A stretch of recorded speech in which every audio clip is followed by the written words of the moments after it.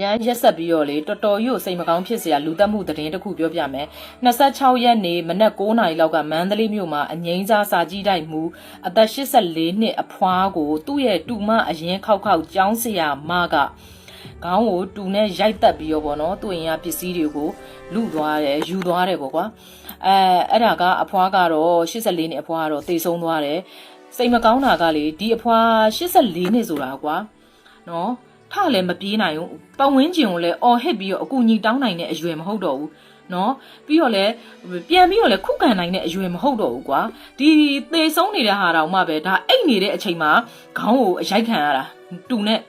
သူ့ကိုယ်သူတောင်သေဆုံးတယ်ဆိုတာတိတောင်တိပါမလားမသိဘူးဘာဖြစ်လို့လဲဆိုတော့သူလာဒီလူသက်တရခန့်အမျိုးသမီးကပြင်ဦးလွင်မှာငကောကနထိုးကြီးကနေပြီးတော့သူကဒီပြင်ဦးလွင်ကိုပြောင်းပြီးတော့အလဲတန်းပြတွဲဘက်ဆရာမအဖြစ်ပေါ့နော်ဒီမှာစာသင်နေတဲ့ကျောင်းဆရာမသူ့မှာကအကျွေးတွေအများကြီးရှိတယ်လို့လည်းပြောတယ်အဲ့တော့သူ့ရဲ့အကျွေးတွေကိုဆက်ပေးဖို့သူ့ရဲ့အတော်ဒီပေါ့နော်စုံသွားတဲ့အသက်84နှစ်အဖွားရှိမှလာပြီးတော့ပြောတယ်84နှစ်အဖွားကကြတော့သူအိမ်ရောင်းပြီးသွားရင်သူ့ရဲ့အကျွေးတွေကိုဆက်ပေးမယ်တဲ့ဆက်ပေးမယ်ဆိုတော့သူဆက်ပေးတဲ့အိမ်ရောင်းပြီးသွားတဲ့အချိန်မှာမဆက်ပေးဖြစ်ဘဲနဲ့သူကနောက်ထပ်အိမ်တစ်လုံးထွက်ဝယ်ဖြစ်တယ်အဲ့ဒါကိုဒီအမျိုးသမီးကသူ့ရဲ့အကျွေးတွေကိုမဆက်ပေးလို့ဆိုပြီးတော့ဗောနော်နဘူးနဇာတွေလောက်မှာပေါ့ကွာအဲ့နေ့ကသူကပြင်းလင်ကနေပြီးဒီမန္တလေးအိမ်ကိုလာတယ်မနက်ပိုင်းလာပြီးသူတို့ဈေးတွေပါအတူတူဝယ်ပြီးတော့ချက်ပြုတ်စားတော့ပြီးနှေခင်းဘက်နားတဲ့အချိန်နှေခင်းဘက်နားတယ်ဆိုတော့ဒီ84နှစ်အဖွားက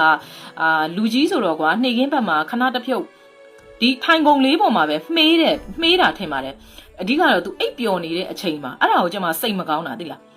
तू အိပ်ပျော်နေတဲ့အချိန်မှာကိုဒီခေါင်းကိုတန်တူနဲ့ရိုက်ပြီးတော့တက်ပြီးတော့နော်သူ့ရဲ့ပစ္စည်းကိုယူသွားတာနောက်ထပ်လည်းထပ်ရိုက်တာကသူ့ရဲ့ဒီအဖွားနဲ့ဆိုရင်မြည်တော်တယ်အခုလူသက်တရခန့်မိမနဲ့ဆိုနောက်ထပ်တူမတော်တဲ့36နှစ်အရွယ်အမျိုးသမီးကလည်းအောက်ထက်ကဂရင်ပေါ်မှာအဲ့လိုပဲအိတ်နေတဲ့အချိန်မှာထပ်ပြီးတော့တူနဲ့ထပ်ရိုက်တတ်တယ်ဒါပေမဲ့အဲ့ဒီအမျိုးသမီးကတော့မသေးဆုံးဘူးပေါ့နော်သူကတော့ခေါင်းမှာပေါက်ပြဲဒဏ်ရာတွေနဲ့ပေါ့နော်ဒဏ်ရာရရှိသွားတယ်ဒီ84နှစ်အဖွားကတော့သူ့ရဲ့သေဆုံးတဲ့ဓာတ်ပုံကိုကြည့်လိုက်တဲ့အချိန်မှာလေကျမစိတ်မကောင်းတာလူသက်မှုဖြစ်တဲ့အထဲမှာလေကျမဘလို့မှစိတ်မကောင်းဆုံးအမှုပဲဘာကြောင့်လဲဆိုတော့သူ့ရဲ့သေနေတဲ့အဖွားကလေထိုင်ရကလေးတော့ထိုင်ကုန်ပေါ်မှာအမှန်တကယ်လူကြီးဖြစ်တဲ့အတွက်သူကလေမှင်းနေတဲ့အချိန်မှာပဲရိုက်တက်သွားတာဖြစ်တော့ဒီထိုင်ပုံရဲ့အနောက်မှာလေလမ်းလျှောက်ရင်အသုံးပြုတဲ့လေးချောင်းတောက်အဲ့လေးချောင်းတောက်ကလေးကအနောက်မှာရှိနေတယ်ဒါဆိုရင်ဒီအဖွားကလမ်းတောင်ကောင်းကောင်းမလျှောက်နိုင်တော့တဲ့အရွယ်ကွာ84နှစ်ဆိုတာကဲစဉ်းစားကြည့်ဘလောက်တနာဖို့ကောင်းလဲ तू ထပြီးတော့လဲပြေးလို့လည်းမရအိပ်ပြောနေပြေးချိန်လည်းမရှိဘူးအော်ဟစ်ပြီးတော့လဲအကူညီ तू မတောင်းနိုင်အဲ့ဒါကိုသူ့ရဲ့တက်တာတွေကနေပြီးတော့ရွှေ30သားနဲ့သိန်း100ကိုယူသွားတယ်ပြင်းဦးလွင်ရောက်တော့ဒါတွေကိုအထူးပွဲရောင်းချပြီးတော့ तू ကအကျွေးတွေဆက်လိုက်တယ်ဗောနော်အခုတော့မိသွားပြီလုံတင်လားရက်ဆက်တော့မေကောင်လေးတောင်းနဲ့ message ပို့ပြတာပေါ့နော်သူ့ရဲ့ရီစာငွေမရှိတာလွယ်လေကျွန်တော်အကုန်ကောင်းတယ်တဲ့ဘာလို့ရမလဲတဲ့ဆိုတော့ပြောပြမယ်တရားငွေမရှိတာကအပြစ်ဖြစ်သွားပြီလေနော်ဖုံးပေရစာ तू ကဖြည့်ပေးရတယ်အမရဲ့ तू ကဖုံးပေမရှိတော့ကိုယ်ဖုံးမဆက်နိုင်ဘူးတဲ့ကဲအဲ့ဆိုယောက်ျားတစ်ယောက်ကိုဖုံးပေရစာဖြည့်ပေးနေပြီးတော့ကိုကသူ့ကိုတွဲခေါ်နေမယ်ဆိုလို့ရှိရင်နင့်ရဲ့လက်ကဘလောက်တန်ပါလဲနင်သူ့တစ်ချိန်လုံးတွဲခေါ်နိုင်လားဟုတ်ဘာပဲပြောသမီးစားဆိုတာအပြင်မှာတွေ့ကြမယ်ချင်းကြမယ်ချင်းကြလို့လက်ဖက်ရည်ဆိုင်တိုင်းလို့လက်ဖက်ရည်ပေါ်ကွန်ဘိုစလိတ်ပေါ်ကစားကိုကရှင်းရမယ်ကိုကကြီးပေးရမယ်ဆိုရင်တော့အဲ့ဒီယောက်ျားနိုးသက်ခံစို့နေမယ်ဆိုတော့အဲ့လိုယောက်ျားမျိုးဆက်တွဲမလားတနာချစ်တွေပါလားမပြောနဲ့နော်ဘဝကတနာချစ်တွေနဲ့တွားတဘဝလုံးတွားလို့မရအောင်တရားကိုအဲ့လိုပဲရုံးကန်ပြီးရှာဖွေပြီးတော့ဝေကျွေးတစ်ခုလိုရှာဖွေကျွေးချင်လားကိုကတော့အဲ့ဒီလက်ကြီးကိုကိုကဆွဲတင်ပါရဲ့အော် तू ကတော့အခိုက်အတန့်စင်းရဲလို့ကိုကသူ့အခိုက်အတန့်ထောက်ပံ့ရရင်တော့ကိစ္စမရှိဘူးလေရေးချင်းနိုးသက်ခံစို့ပြီးတော့ဖုံးပေအားစာတောင်းအခုတော့ကြားတယ်နော်ယောက်ျားတွေအများစုကဖုံးပေအားစာမိန်းကလေးလိုဖြေခိုင်းနေတာအဲ့ဆိုတော့မင်းငါနဲ့စကားပြောချင်းဖုံးပေဖြေပါဖုံးပေမရှိလို့ပါဆိုတော့အဲ့ဒါကြီးကိုအဲ့ဒီမိန်းကလေးတွေ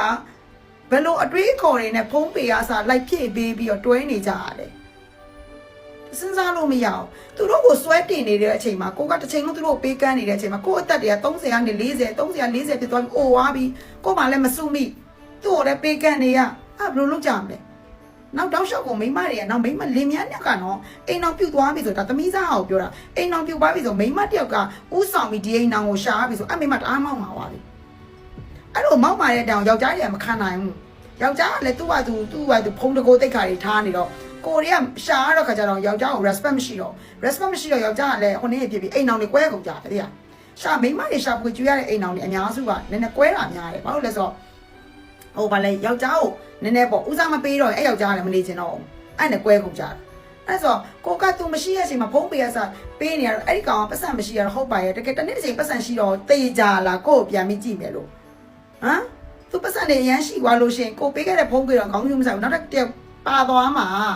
နော်အဲ့ဒါကြောင့်ဘသူ့အောင်မှမရင်းကြပါနဲ့ဟုတ်ပြီနော်ကိုနဲ့သူနဲ့မှဟိုတခါတလေလေးပေါ့ရောင်းမဝယ်မှတခါတလေပေါ့ကိုကိုကြီးစားရောင်းမဟိုဝါဖြစ်လို့တခါတလေများဟိုဘဝနှိမ့်ကြသွားလို့ဖိမပေးရတာအရေးမကြီးတောက်လျှောက်နှုတ်သက်ခံပြီးမိမတယောက်ကိုခြူဆိုင်ဖုံးပေးရကမရှက်မကြောက်ဖြည့်ခိုင်းတတ်တဲ့ယောက်ျားမျိုးဆိုလဲ့တောင်မကြည့်ရအောင်အမှန်တော့နော်